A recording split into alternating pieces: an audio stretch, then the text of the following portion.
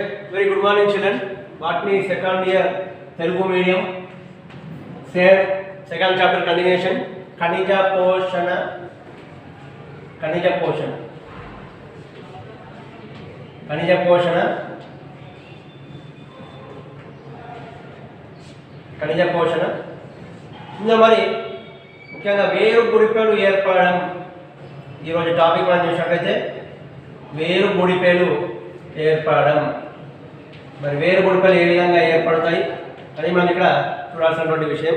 ఇందులో ముఖ్యంగా వేరు గుడిపేలు అనేవి మరి ఏ విధంగా ఏర్పడతాయి అనే విషయానికి వచ్చినట్లయితే మరి ముఖ్యంగా వేరు గుడిపేలు ఏ విధంగా ఏర్పడతాయి, మరి అందులో మరి ఉపయోగపడేటటువంటి బ్యాక్టీరియా ఏంటిది, మరి సహజీవన బ్యాక్టీరియా ఏంటిది అని మనం ఇక్కడ ఈరోజు క్లాస్లో చర్చించడం జరుగుతుంది.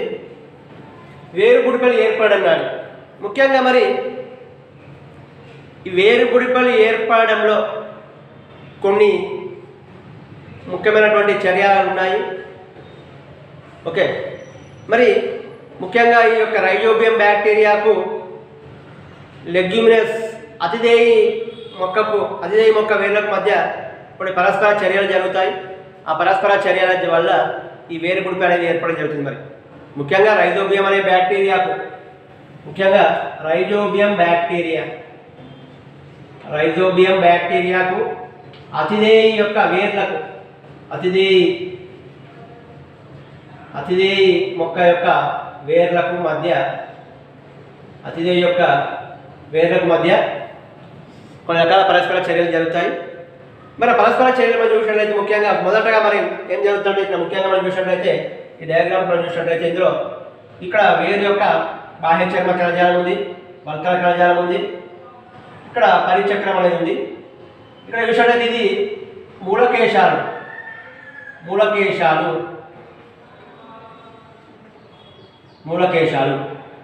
ఇక్కడ చూసినట్లయితే మృత్తిక ఇది, ఇక్కడ చూసినట్లయితే ఇది బ్యాక్టీరియా, ఇక్కడ చూసినట్లయితే మరి మూలకేశం వంగడం, కర్ల్, దీన్ని కర్ల్ అంటాం, వంగడం. ఇది సంక్రమణ పోగు అనేది ఏర్పడుతుంది ఇక్కడ. ఇది పరిపక్వ వేరు గుడిపే అనేది ఇక్కడ ఏర్పడింది మనకి. ఇక్కడ చూసినట్లయితే మరి వల్కల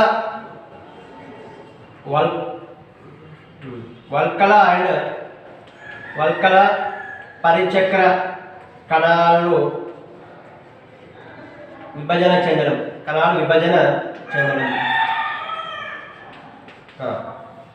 ఓకే, మనం చూసినట్లయితే మరి ఇక్కడ ముఖ్యంగా ఇక్కడ మనకు మృత్తిక లోపల బ్యాక్టీరియా ఉన్నాయి, రైజోబియం బ్యాక్టీరియా ఉంది. ఇక్కడ మృత్తిక లోపల చూసినట్టు ఇక్కడ వేరు మూలకేశాలు ఉన్నాయి, ఇది బాహ్య చర్మ కణజాలం, ఇది వల్కల కణజాలం, ఇది ప్రసరణ స్తంభానికి సంబంధించిన పరిచక్రానికి సంబంధించినటువంటి కణజాలం.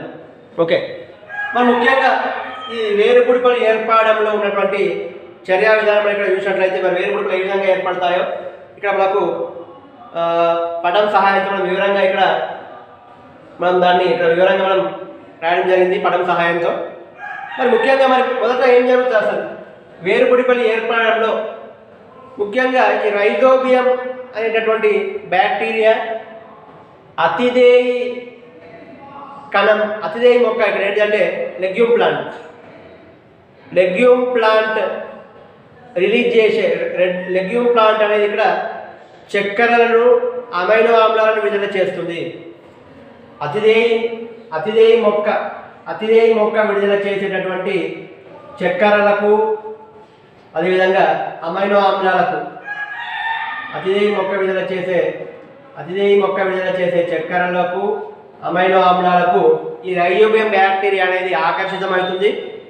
ఈ రైజోబియం బ్యాక్టీరియా ఆకర్షితమై అది దాని యొక్క సంఖ్యలో వృద్ధి చెంది ఒక గుంపుగా ఏర్పడుతుంది. ఈ బ్యాక్టీరియా యొక్క గుంపు అంతా కూడా మూలకేశం పైన అంటిపెట్టుకోవడం జరుగుతుంది. ఎప్పుడైతే రైజోబియం బ్యాక్టీరియా చక్కెరలకు, అమైనో ఆమ్లాలకు ఆకర్షించబడి దాని యొక్క సంఖ్యను వృద్ధి చేసుకొని ఒక గుంపులాగా ఏర్పడి ఆ గుంపు అనేది మనకు మూలకేశం దగ్గర లేదా బాహ్య చర్మ కణజాలం దగ్గర ఆ గుంపు అనేది బ్యాక్టీరియా యొక్క గుంపు అనేది అంటిపెట్టుకొని ఉండడం జరుగుతుంది. మరి ఆ సమయంలో ఏం జరుగుతుందంటే ఈ యొక్క మూలకేశాలు కర్రలు అంటే వంగడం, మూలకేశాలు వంగడం జరుగుతుంది. మూలకేశాలు మొత్తం వంపు తిరగడం జరుగుతుంది. మూలకేశాలు బెండ్ అవుతాయి, మూలకేశాలు వంపు తిరుగుతాయి. మూలకేశం చూడండి, ఇక్కడ మొత్తం వంగింది, బెండ్ అయింది. ఈ విధంగా మూలకేశాలు బెండ్ కావడం వల్ల బ్యాక్టీరియా అనేది మూలకేశాల్లోకి ప్రవేశిస్తుంది. ఓకే, ఈ విధంగా బ్యాక్టీరియా అనేది ఒక సంక్రమణ పోగును అభివృద్ధి చేసుకోండి. దీనికి మనం సంక్రమణ పోగు అంటాం, ఇన్ఫెక్షన్ థ్రెడ్. ఎప్పుడైతే మూలకేశాలు బెండ్ అవుతాయో ఆ బెండ్ అయినటువంటి మూలకేశాల ద్వారా బ్యాక్టీరియా అనేది వేరు లోపలికి ప్రవేశిస్తుంది. మనం ఇక్కడ ఇంకొక విషయం చెప్పుకోవాలి, దాని వల్ల సంక్రమణ పోగు అంటాం. సంక్రమణ పోగు ఇది.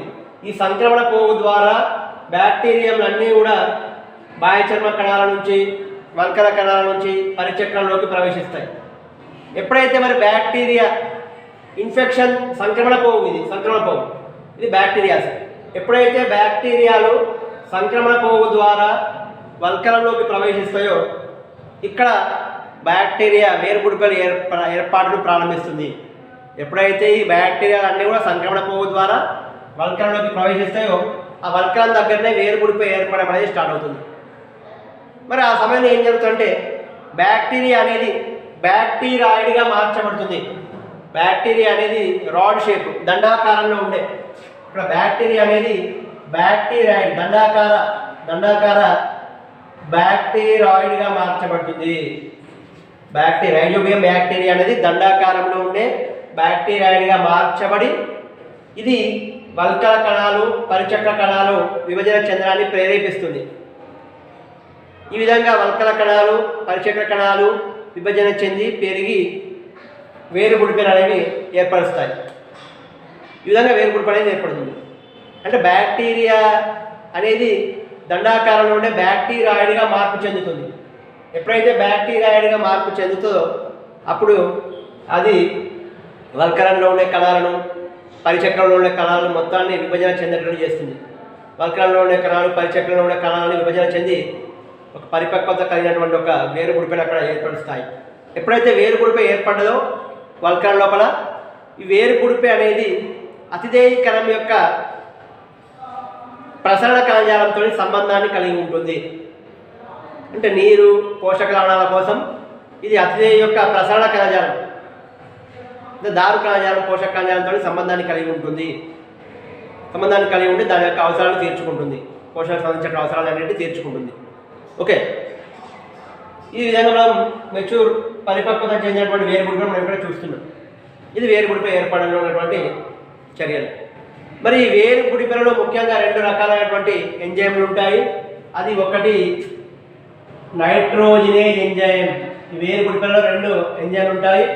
ఒకటి నైట్రోజినేజ్ ఎంజైమ్, ఇంకొకటి లెగ్ హిమోగ్లోబిన్.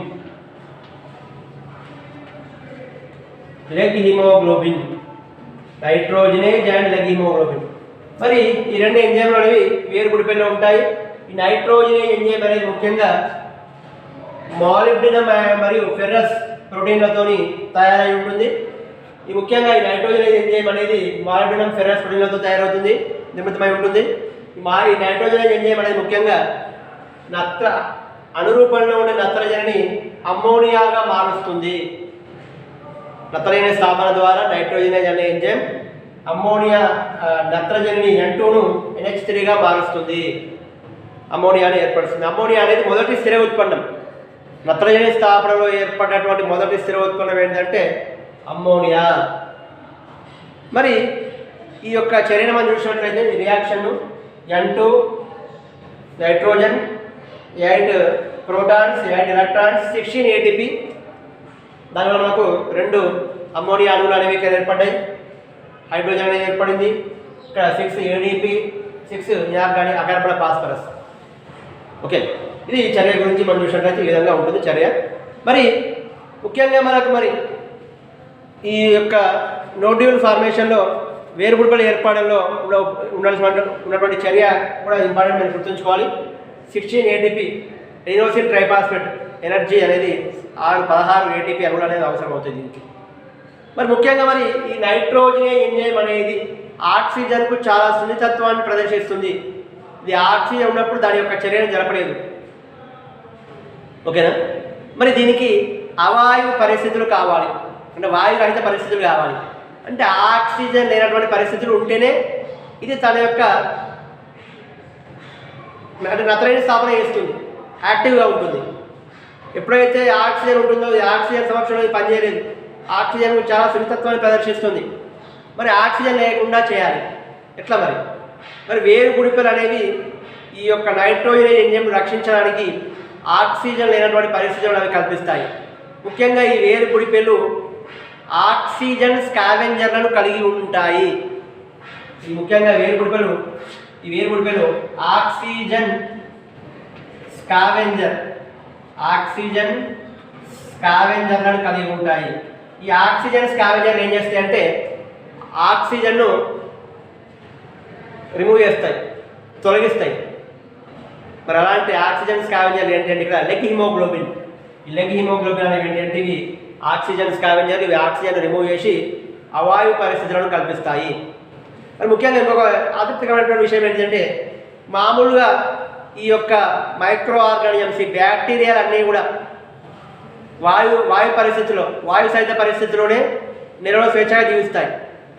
మరి ఎప్పుడైతే ఈ నత్రజని స్థాపన జరుగుతుందో ఆ నత్రజని స్థాపన జరిగే సమయంలో ఇవి అవాయురహిత పరిస్థితులను ఏర్పరచుకొని, అంటే వాయురహిత పరిస్థితులను ఏర్పరచుకొని ఆక్సిజన్ లేనటువంటి పరిస్థితులను ఏర్పరచుకొని ఇవి నైట్రోజన్ ఎంజైమ్ రక్షించుకుంటాయి. యాక్చువల్గా అయితే బ్యాక్టీరియాలు అన్నీ కూడా మ్యాక్సిమం రైజోబియం బ్యాక్టీరియా అనేది నీళ్ళలో స్వేచ్ఛగా జీవించే వాయురూప బ్యాక్టీరియా, వాయు సహిత బ్యాక్టీరియా.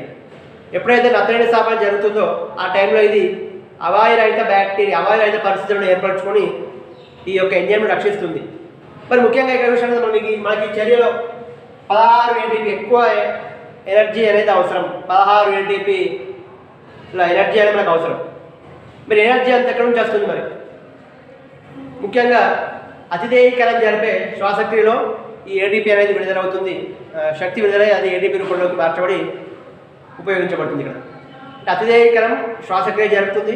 శ్వాసక్రియలో ఈ శక్తి అనేది విడుదలవుతుంది. ఆ శక్తి అనేది ATP రూపంలో నిల్వ చేయబడి ఈ యొక్క చర్యకు అందించబడుతుంది.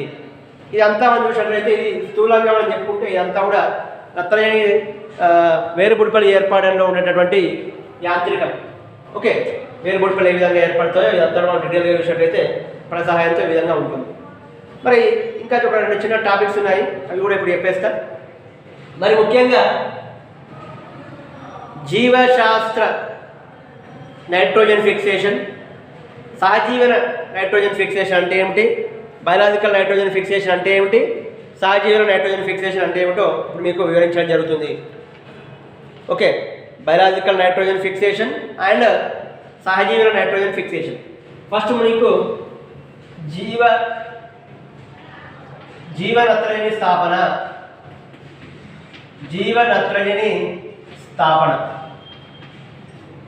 మొదటగా మీకు జీవనత్రజని స్థాపన గురించి నేను ఇక్కడ వివరించడం జరుగుతుంది.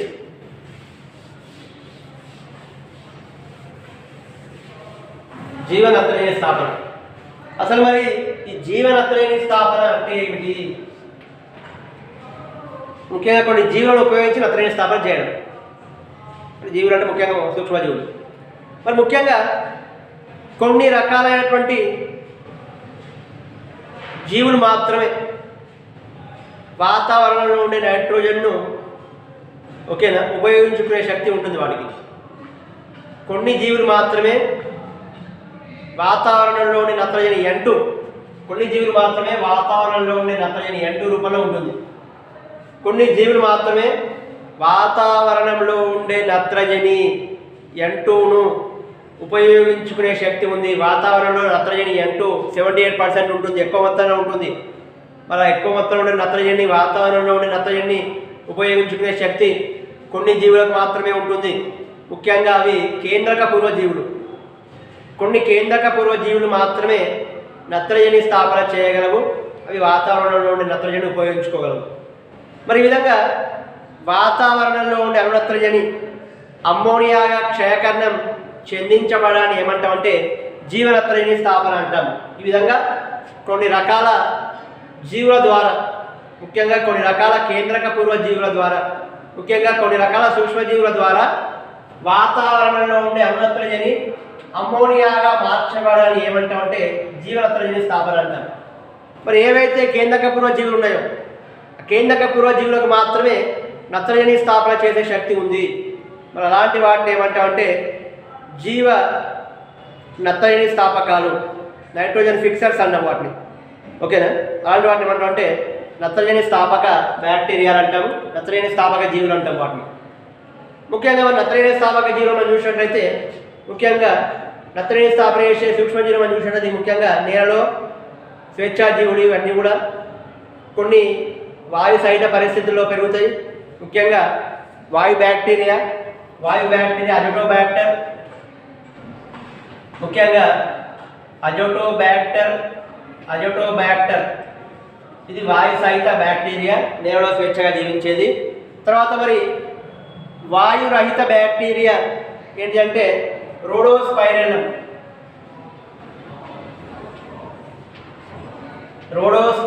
అనే వాయురహిత బ్యాక్టీరియా ఉంది. తర్వాత బాసిల్లస్ అనేటటువంటి బ్యాక్టీరియా ఉంటుంది. సాయిల్లో నేలలో స్వేచ్ఛగా జీవించేది బాసిల్లస్ అనే బ్యాక్టీరియా ఉంటుంది. దాని తర్వాత నాస్టాక్, ముఖ్యంగా మనం నీరియాకు వచ్చే క్షణాలు తీసుకున్నట్లయితే నాస్టాక్ అనబిన ఇవన్నీ కూడా నీళ్ళలో స్వేచ్ఛగా జీవించే సూక్ష్మజీవులు.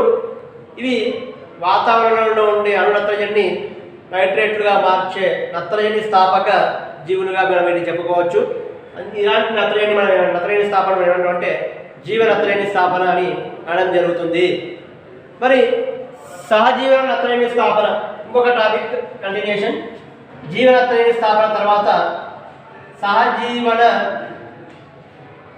సహజీవన నత్రజని స్థాపన. మరి సహజీవన నత్రజని స్థాపన అంటే ఏమిటి అని మనం చూసినట్లయితే ముఖ్యంగా ఈ నత్రజని స్థాపన సహజీవనంలో మనకు ముఖ్యంగా మొదటగా గుర్తొచ్చేది ఏమిటంటే రైజోబియం మరియు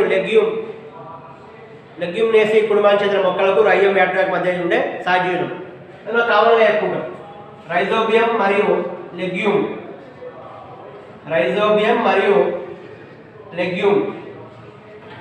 లెగ్యూమినేస్ జాతికి చెందినటువంటి మొక్కలు, అంటే ముఖ్యంగా లెగ్యూమినేసి ఫ్యామిలీకి చెందిన మొక్కలు అంటే బఠానీ కానీ వేరుశనగ కానీ చిక్కుళ్ళు ఇలాంటివన్నీ కూడా లెగ్యూమినేస్ జాతికి చెందినటువంటి మొక్కలు. మరి మొక్కలకు మరియు ఈ మొక్కల వేర్లకు రైజోబియం బ్యాక్టీరియాకు మధ్య ఉండే సహజీవనం మనం చాలా ముఖ్యంగా చెప్పుకోవచ్చు. మరి ఈ ముఖ్యమైనటువంటి సహజీవనం ఏంటంటే వేరు గుడిపలు ఏర్పడడం. ముఖ్యంగా ఈ మొక్కల రైజోబియం లెగ్యూమినస్ జాతికి చెందినటువంటి మొక్కల వేర్లలో మనకు వేరు బుడిపలు అనేవి మనకు చూడవచ్చు. ఓకేనా? ఈ రైజోబియం అనే బ్యాక్టీరియా ముఖ్యంగా వేరు బుడిపలతో సహజీవన సంబంధాన్ని ఏర్పరచుకుంటుంది. మరి ఈ వేరు బుడిపలు ఏర్పడడం బ్యాక్టీరియా అనేది వేరు బుడిపలను ఏర్పడుతుంది. దీనివల్ల రెండింటికి లాభమే. మొక్కకు నత్రజని అందిస్తుంది, బ్యాక్టీరియాకు ఫుడ్, షెల్టర్, ఆవాసము మరియు ఆహారం రెండు దొరుకుతాయి. మరి ఈ రైజోబియంతో పాటు మనకి ఇంకొక రకమైనటువంటి బ్యాక్టీరియా కూడా ఉంది, ఫ్రాంకియా అనే బ్యాక్టీరియా కూడా మనకు ఉంది. ఫ్రాంకియా అనే బ్యాక్టీరియా ముఖ్యంగా అల్నస్ జాతికి చెందినటువంటి మొక్కల వేర్లలో వేరు బుడిపల్ని ఏర్పడుతుంది. ఇది కూడా నత్రజని స్థాపక వేరు బుడిపల్ని ఏర్పడుతుంది. ఫ్రాంకియా అనే బ్యాక్టీరియా కూడా నత్రజని స్థాపక వేరు బుడిపల్ని ఏర్పడుతుంది. కానీ అది లెగ్యూమినేతర మొక్కలు, లెగ్యూమినస్ జాతికి చెందిన మొక్కలు కాక వేరే మొక్కలు, అది అల్నస్ లాంటి కొన్ని మొక్కల్లో ఇది ముఖ్యంగా నత్రజని స్థాపన చేయడానికి వేరు బుడిపల్ని ఏర్పడుతుంది. ఈ విధంగా వేరు బుడిపల్ని ఏర్పరచడం ద్వారా ఇవి నత్రజని స్థాపించడం జరుగుతుంది. దానివల్ల రెండింటికి కూడా లాభమే, మొక్కకు లాభమే, బ్యాక్టీరియాకు లాభమే. ఈ విధంగా రెండు ఉపయోగకరమైన జీవుల మధ్య జరిగే ఈ సహజీవన రెండు ఉపయోగకరమైన జీవుల మధ్య జరిగే ఈ రకమైనటువంటి సంబంధాన్ని మనం సహజీవనంగా చెప్పుకోవచ్చు. ఇలాంటి బ్యాక్టీరియాలను మనం సహజీవన నత్తలేని స్థాపక బ్యాక్టీరియాలుగా మనం చెప్పుకోవచ్చు. ముఖ్యంగా రైజోబియం అండ్ ఫ్రాంగియా ఈ రెండు కూడా మొక్కల యొక్క వేర్లతో సహజీవనాన్ని ఏర్పరచుకొని మొక్కలలో నత్తలేని స్థాపన చేయడం జరుగుతుంది. దీనివల్ల రెండింటికి ఉపయోగం. దాన్ని మనం సహజీవన నత్తలేని స్థాపన అని అనడం జరుగుతుంది. ఈ విధంగా మనకు వేరు బుడిపలు ఏ విధంగా ఏర్పడతాయి, అదేవిధంగా జీవ నత్తలేని స్థాపన అంటే ఏమిటి, అదేవిధంగా సహజీవన నత్తలేని స్థాపన అంటే ఏమిటి, ఇవన్నీ మనం ఇప్పటివరకు చర్చించుకోవడం జరిగింది. ఇక రేపటి క్లాస్లో మరి అమ్మోనియా యొక్క గతి ఏ విధంగా ఉంది, అమ్మోనియా ఏ విధంగా ఫామ్ అవుతుంది, దానిలో జరిగే మార్పులు ఏంటివి అనేవి చర్చించుకుందాం. ముఖ్యంగా మరి నైట్రోజన్ ఎంజైమ్ అనేది అదస్థ పదార్థంతో ఏ విధంగా సంబంధాన్ని ఏర్పరచుకుంటుంది, అంత్య ఉత్పత్తికాలు ఏ విధంగా ఏర్పడతాయి అనేది ఒక లాస్ట్ టాపిక్ ఉంది. ఈ సెకండ్ చాప్టర్లో లాస్ట్ టాపిక్ అది ఒకటి రేపటి క్లాస్లో మనం పూర్తి చేసుకుందాం. ఈరోజు క్లాస్లో మనం చెప్పినటువంటి వేరు బుడిపలు ఏర్పడడం అనేది చాలా చాలా ఇంపార్టెంట్. 4 మార్కుల ప్రశ్నలు అడిగే అవకాశం చాలా ఎక్కువగా ఉన్నాయి కాబట్టి ఆ పటంతో మీరు ఎక్స్ప్లెయిన్ చేస్తే చాలా మంచి మార్కులు పొందే అవకాశం ఉంటుంది. కాబట్టి మీరు ఈ యొక్క ఇంపార్టెంట్ నిన్నటి క్లాస్లో నత్తలేని వలయం అది కూడా ఇంపార్టెంటే. నత్తలేని వలయం మరియు వేరు బుడిపలు ఏర్పడడం ఈ రెండు కంపల్సరీగా మనం గుర్తుంచుకొని ఆ డయాగ్రామ్స్లో ప్రాక్టీస్ చేసి ప్రిపేర్ కావాలని చెప్పడం జరిగింది. మరి ఇక్కడ ఓకేనా అండి. సో ఫార్ వి కంప్లీటెడ్ వేరు బుడిపలు ఏర్పడడం, జీవనత్రేణి స్థాపన, అదేవిధంగా సహజీవనత్రేణి స్థాపన